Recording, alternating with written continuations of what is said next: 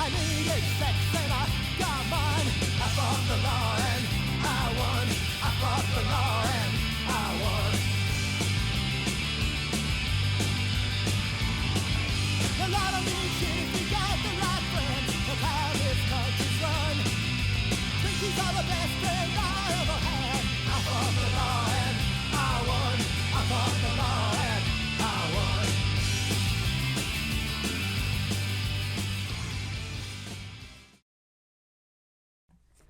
Recently, the Canadian Parliament honored a man by the name of Yaroslav Hunka as a Ukrainian-Canadian war veteran who, quote, fought for Ukrainian independence against the Russians. This man was met with thunderous applause. What was lost by everyone in that room, apparently, is that, one, Russia back then was called the Soviet Union, and it happened to be an ally of Canada. Two, that this gentleman joined an SS unit, which makes him a literal Nazi. Three, that in the fervor to make everything black and white, Russia bad, anyone who opposes Russia good, these people who have spent the last 8 years calling anyone who argues with them, opposes them in any way, a Nazi, found themselves gleefully cheering for a literal Nazi. It's important to note that right before World War II, the Soviet Union starved the Ukraine so that they could purchase industrial equipment. The cost of this was anywhere between 4 and 20 million people who starved to death. So anyone in the Ukraine that took up arms with Germany against Russia had a very good reason to do so. This individual who came from Canada to the Ukraine to fight the Russians, I'm not sure that he necessarily had to join an SS unit. So as I watched the left in Canada commit maybe the biggest cell phone ever, it got me thinking about my local area and an individual that by today's standards would certainly have been called a Nazi, but at the time was called a Christian cult leader. John Robert Harrel, or Harrel, I'm unclear on the pronunciation, was born January 16th, 1922. He was known as Johnny Bob to his friends and family. As a teenager, he was known in the local area as a go-getter, and he worked several jobs. His main job was at the roller rink that he managed himself. In World War II, John served as a B-52 pilot, and he would fly planes throughout his life.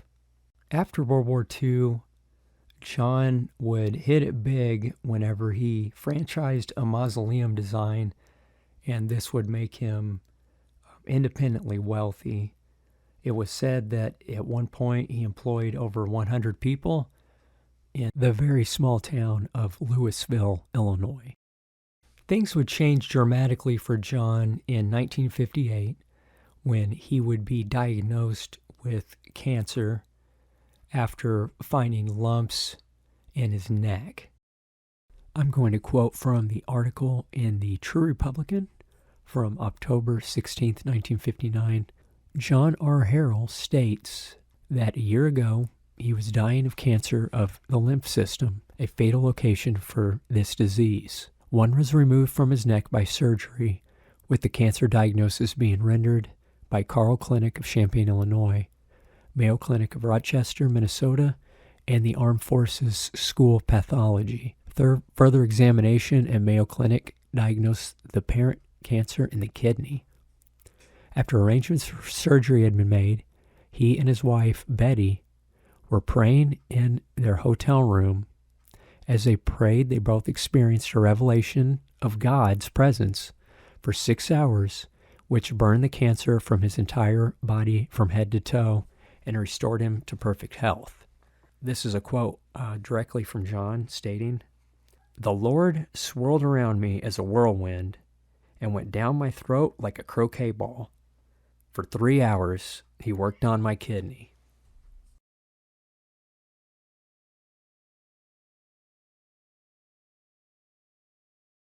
Word would spread quickly of the miracle cure that John had undergone, and he would take up a new mantle, that of a prophet. And it's also during this time that John seems to become affected by the Red Scare that was happening all across the United States. This was defined as a general paranoia about communism, communist infiltration. Apparently, up until he died, continued to make these sort of outrageous claims that there were hundreds of communists living right there in Louisville.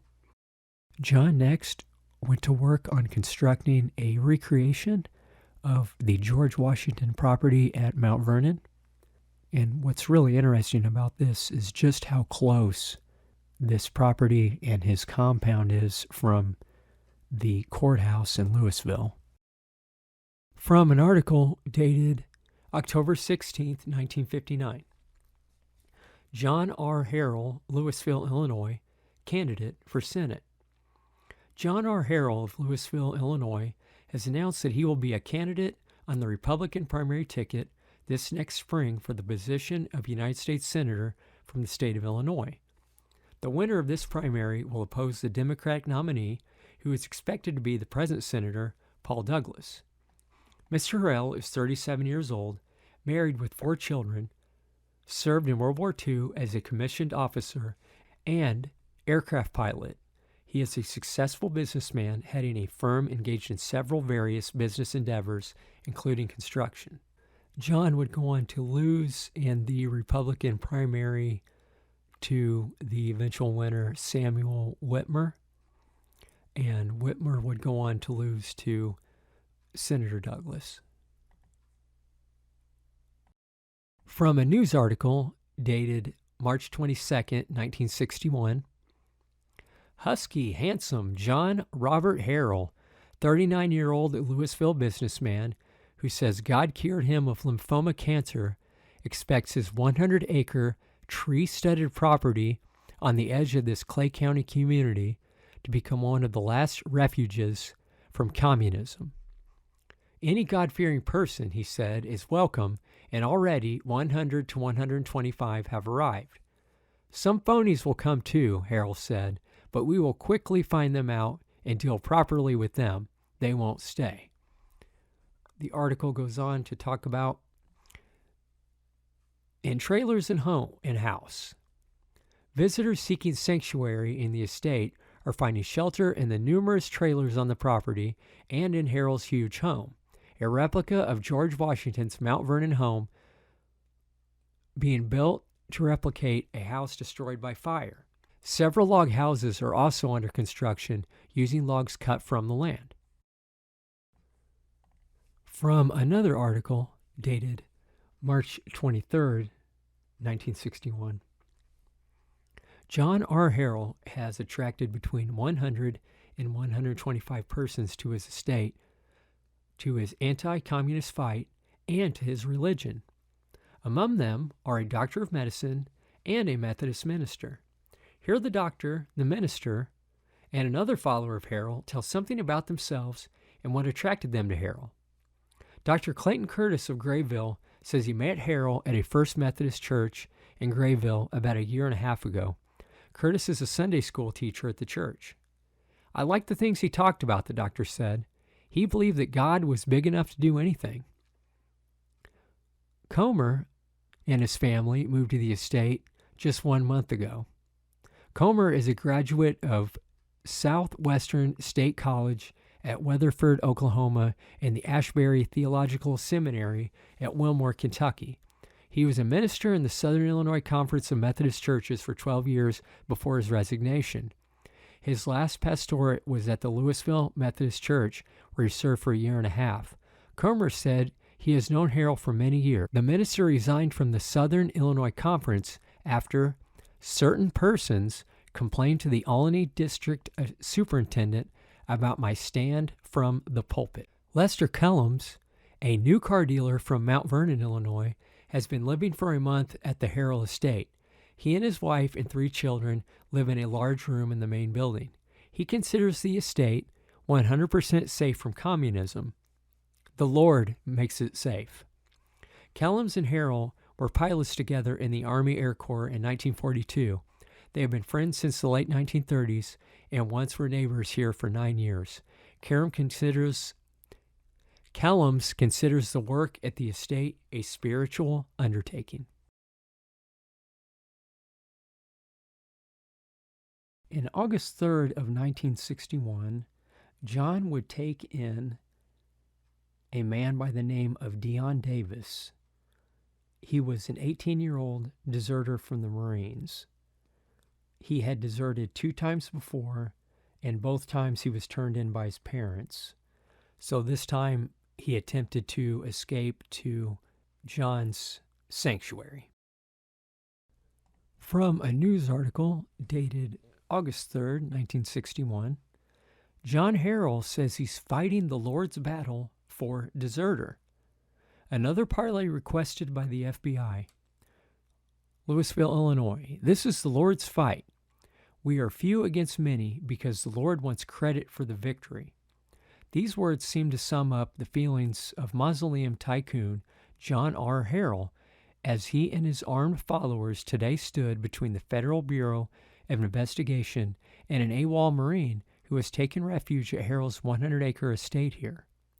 An FBI agent visited the well-guarded estate Tuesday and again yesterday, but Harrel refused to let him talk to Dion Davis, 18, of Greenville, Pennsylvania, who has been absent without leave from Camp Lejeune for about 4 months. The FBI and Clay County authorities have declined to say how they plan to take Davis into custody.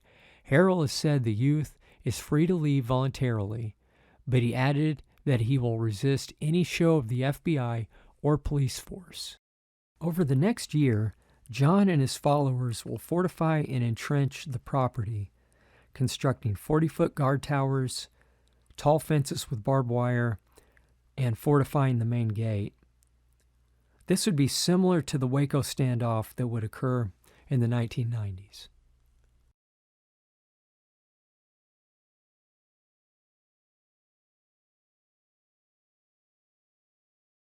A new story from the Daily Blade, dated August 5th, 1963. Police storm armed estate of religious leader sees 18. AWOL Marine object of Illinois raid. Armored half-track used to crash the gate. Louisville, Illinois, August 5th. Spearheaded by an armored half-track, more than 100 policemen and FBI agents smashed their way into the estate modeled after George Washington's Mount Vernon early yesterday. They seized religious leader John R. Harrel, 16 of his followers, and a young Marine deserter he'd granted refuge. This is from the Chicago Tribune, same date, August 5th, 1963. The Army vehicle smashed through a barricade at the main gate and pushed aside 3 cars blocking the driveway. The lawman quickly spread through the estate. From out of the darkness came the loudly broadcast demands from the circling plane and police cars with portable speakers informing the cultists. The officers had warrants for their arrests. People came out of their homes like flies, and nearly everyone had a gun, State Police Chief William Morris related. The men, women, and children were praying, singing, and crying. Raiders disarmed them. The police carried baseball bats because of the expectant dogs would be unleashed upon them, dogs having been used some years ago to guard the estate, but neither the bats nor guns were needed and not a shot was fired. Here is another excerpt from the Chicago Tribune story that I thought was interesting and kind of shows the bias, in my opinion, of the writer at the time. Wears long hair. The only person injured was Harrel's son, Todd, 13, a 200-pounder. He came out with a rifle and tried to attack one of the raiders, but was overpowered. Although his forehead was cut in the melee, police said, "We went easy on him because with his long hair, we thought he was a girl." So this should sort of give you an idea that they didn't take this very seriously, but really this could have turned out as bad as Waco had things gone down differently.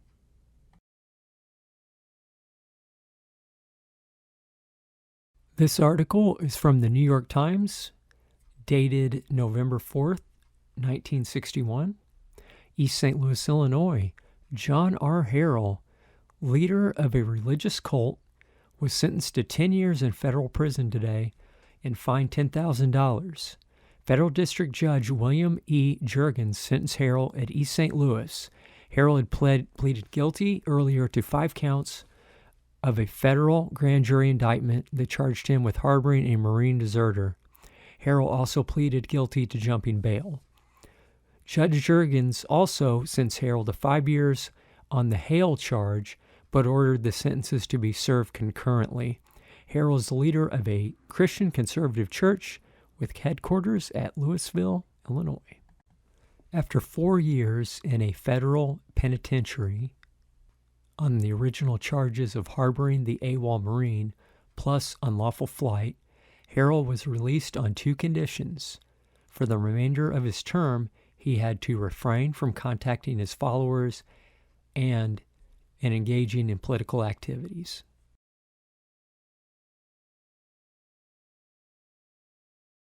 After getting out of prison, John would spend the majority of his time promoting the Christian Conservative Defense League and other groups, probably in violation of his parole. From the Cornell Daily Sun, dated September 26, 1980. Racial extremists convene at Illinois Freedom Festival. The uninformed speaker pounded the lectern with a clenched fist and declared his undying hatred of all J-words, N-words, and illegal aliens. He drew shouted amens from the all-white audience when he roared, "We did not lose the war, we were betrayed by the Jews, bankers, and traitors." It could have been Munich in 1933, but it wasn't. It was rural America, a freedom festival held there on September 26th through 30th, 1980. James Wickstrom, a pastor and the principal of a parochial school, delivered the venomous attack against all non-whites and non-Christians. The festival, held on the grounds of the Christian Conservative Churches of America, drew approximately 1,200 people and was followed by 5 days of increasing, stiffer training. Responding to an advertisement in a nationally distributed magazine, the Buffalo Courier-Express sent this reporter undercover as an observer. The ad had asked quality Christian patriots to come and learn how to save the country. No J-words or blacks allowed. The event was sponsored by 3 organizations: the Christian Patriot Defense League, the Citizens Emergency Defense System, and the Paul Revere Club. All were founded by John R. Harrel of Louisville, who also founded the church. I will note that the author of the article seemed to go to pains to not come out and actually call these people Nazis, even though they were clearly white supremacists and white separatists. And to me, it just goes to show just how much the media has changed since the 1980s. This is the Louisville courthouse today, and as I stated before, It is just so close to where the Mount Vernon property is. It would be a very short walk from the courthouse. And this is where the property begins.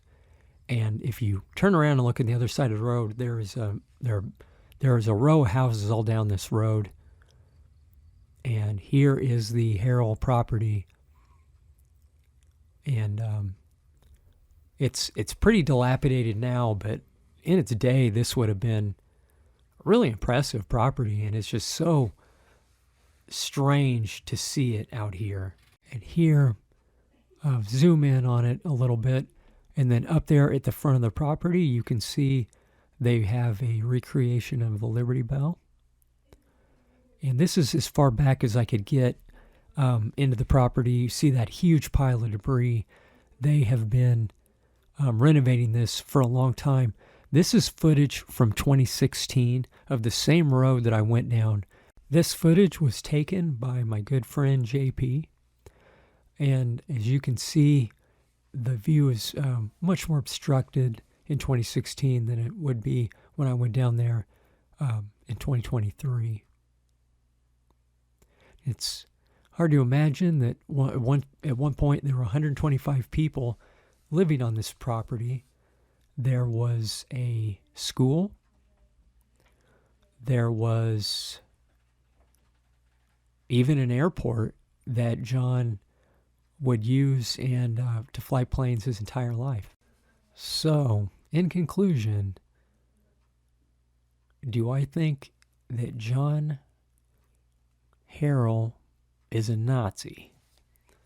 Well, the news article that I referenced earlier seems pretty damning, and I will go to another article in conclusion here from May 31st of 1981, when John was pretty much asked the question, and he said that Christian and patriot are the key words in Harrel's Defense League. Memberships include Ku Klux Klan members, Vietnam veterans, government agents, housewives, businessmen, and a variety of diverse occupations and interests. Although both whites and minorities are accepted as members, Harrel believes the races should be kept separate. Equality is a misnomer, he said. How can you have equality between races when it doesn't even exist within each race? I don't want to be in a world that has only one kind of human, one kind of bird, one kind of each other animal. There's beauty in diversity. So that statement seems to be kind of contradictory to some other statements and some other associations he seems to have. Although I couldn't verify this, I did find some sources that said that he had a African American or black group or camp that was in West Virginia. I could not find any information on them. John would live a very long life. He passed away in 2021. He was 99 years old. So whether or not he was truly blessed by God to cure his cancer, he certainly seemed to be blessed with a long life.